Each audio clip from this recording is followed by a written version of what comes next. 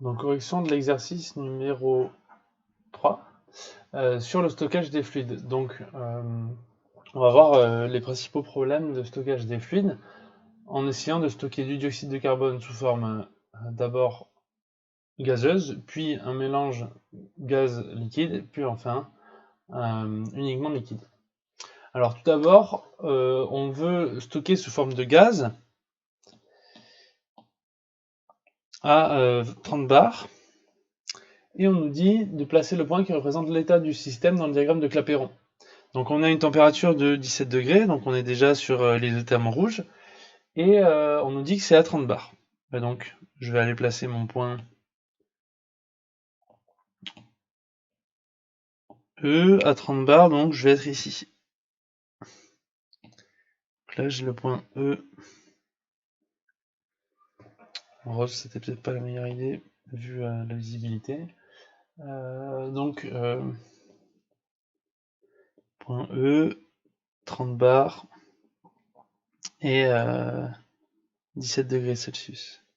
Ok. Et on nous demande de dire que le volume massique est la masse volumique du système. Et bien sûr, le volume massique, il est facile à lire ici. Alors vous voyez que donc là on est à 0,01 m3 par kilogramme. Là on est à 0,02. Donc là on est à peu près à 0,014, je dirais 0,015. 0,015 m3 par kilogramme. 15 ou 14, je saurais pas trop dire. Et du coup, d'en déduire la masse volumique du système, ρE est égal à 1 sur VE. Et du coup, l'application numérique nous donne 63 kg mètre cube. Alors d'un point de vue de la rédaction, hein, vous dites on place le point E à l'isotherme 17 degrés et à 30 bars. On lit en abscisse le volume massique, donc la masse volumique vaut tant. Ensuite, pour le B, on nous dit que on augmente la température de 20 degrés, et vu que la bouteille contient un fluide indéformable, est-ce que le volume massique change? La masse est conservée, hein, le système est fermé, il n'y a pas de conservé, il n'y a pas de modification de masse due à des réactions nucléaires par exemple, et le volume aussi. Récipient indéformable, c'est conservé, hein, c'est un postulat. Et le récipient indéformable, alors du coup je peux l'écrire, un système fermé, récipient indéformable, donc petit v qui est égal à v sur m est égal à une constante. Donc égal à VE. Et du coup, on peut placer E', le point correspondant. Donc je vais le tracer toujours en rose, et je le mets juste sur l'isotherme à 37 degrés, donc qui est l'isotherme juste au-dessus, en gardant le même volume massique. Et on lit donc à peu près une pression qui est à peu près celle-là, hein. Et du coup ce serait du 32 bars.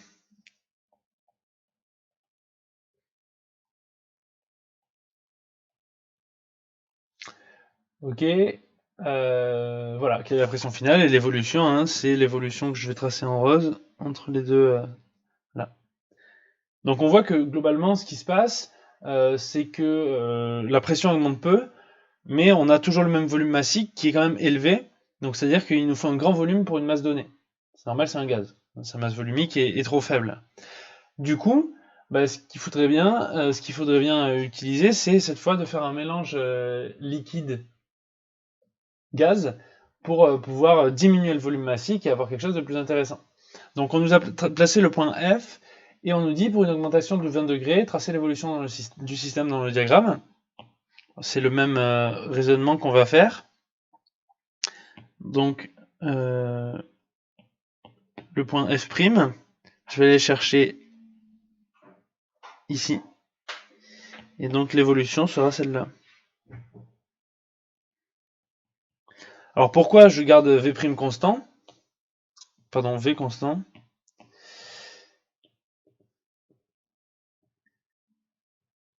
Car le système occupe tout le volume et la masse reste constante.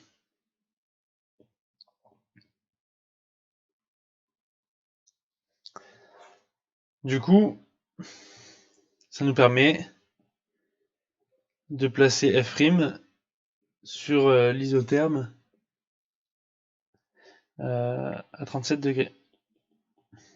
Ok. Et du coup, on nous demande la pression finale. La pression finale, on l'obtient là. Elle vaut 78 bars. Là, c'était 32. Donc, P de F' est égal à 78 bars.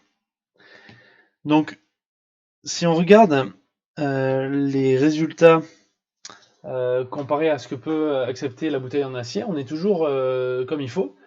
Donc, il n'y a aucun problème. On peut utiliser un mélange liquide-gaz à F, et même s'il y a une variation de température, la bouteille en acier peut l'accepter. Maintenant, si on se place en G et qu'on augmente encore de 20 degrés la température, mais à l'aplomb de ce point-là, on va être ici. Et donc, si je trace mon évolution, on est là.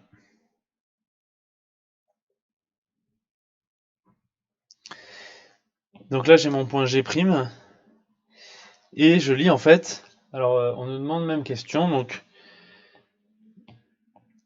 donc ici on est sur le même procédure de construction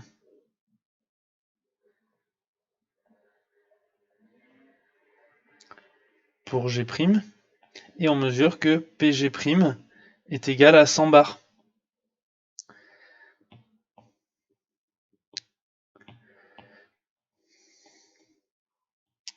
La bouteille, elle peut plus retenir le mélange, elle explose.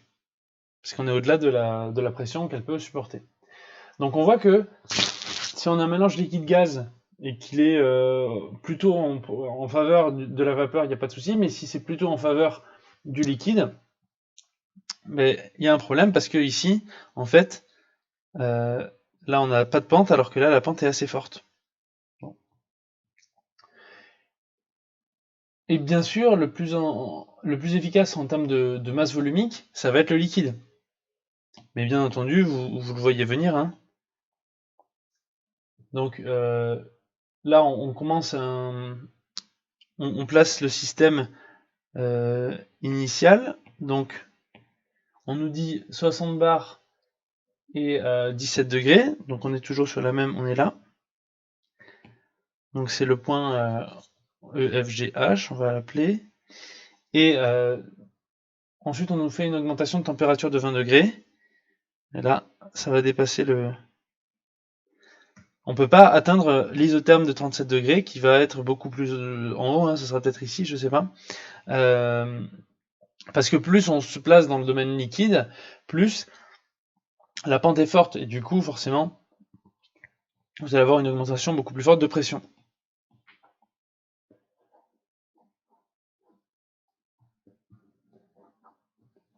Donc ici, point H, isotherme 17 degrés et 60 bars.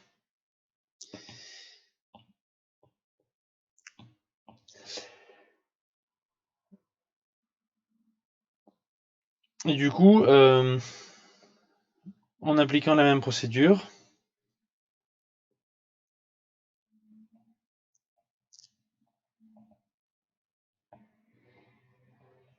on observe la masse volumique vu que c'est un liquide, on considère que sa masse volumique ne varie pas, donc que son volume ne varie pas.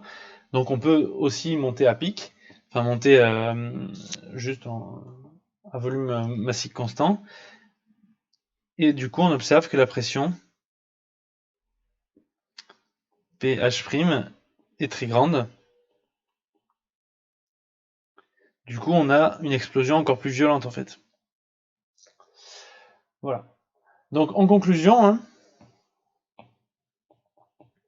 on nous demande, il faut, alors, l'énoncé nous dit, sous quelle forme est-il plus avantageux de stocker un fluide comme le CO2 pour lequel la température ambiante est inférieure à la température critique, et dans quelle zone du diagramme faut-il se placer? Ben,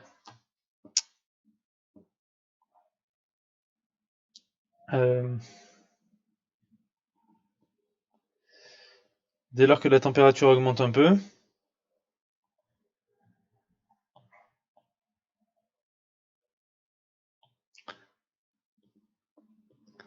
la pression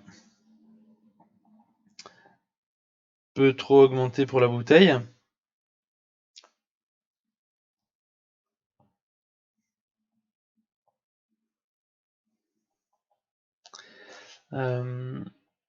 Il vaut mieux donc choisir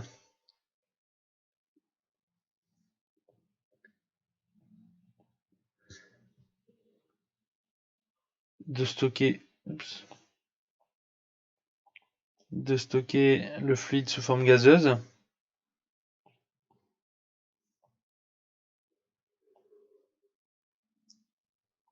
ou comme mélange de liquide et de gaz.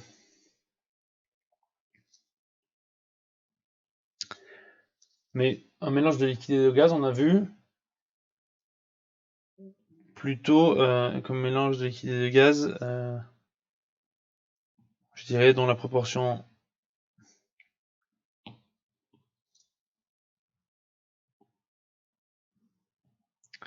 majoritaire est celle de gaz, et celle du gaz.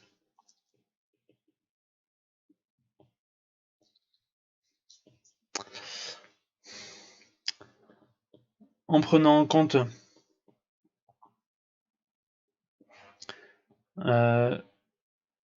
une nécessité de minimiser l'encombrement,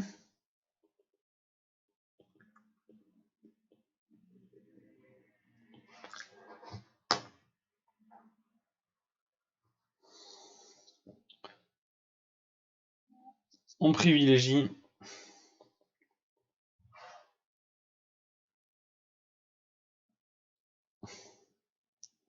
un stockage sous forme de système diphasé, de corps diphasé,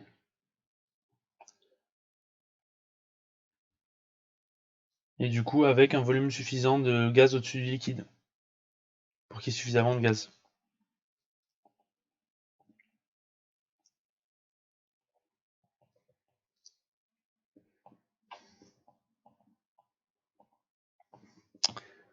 Ok, et donc la dernière thématique, qui est peut-être pas la plus pertinente, hein, mais on remarque que si la température ambiante est au-dessus de la température critique, on est de base dans une zone supercritique, et on se rend compte que même si on est à gauche du diagramme, on va avoir des pentes qui sont plus faibles que pour les liquides purs. Donc quelque part, on peut stocker, on a peut-être moins de problèmes de stockage.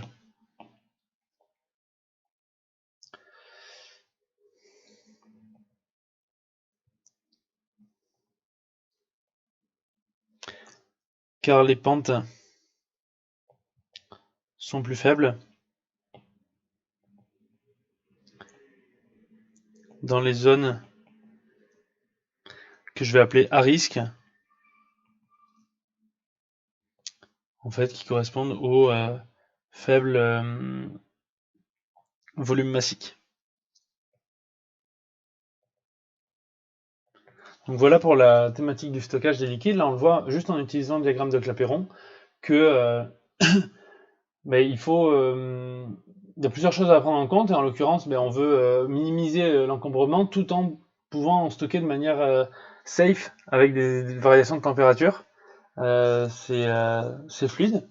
Donc En prenant en compte les deux, on voit qu'on va plutôt garder du gaz et du liquide gaz, mais rejeter les gaz parce que c'est un volume massique trop important. Donc voilà, stocker sous forme d'un système diphasé avec suffisamment de gaz, ça permet d'avoir un stockage le plus optimisé possible. Donc voilà pour cet exercice.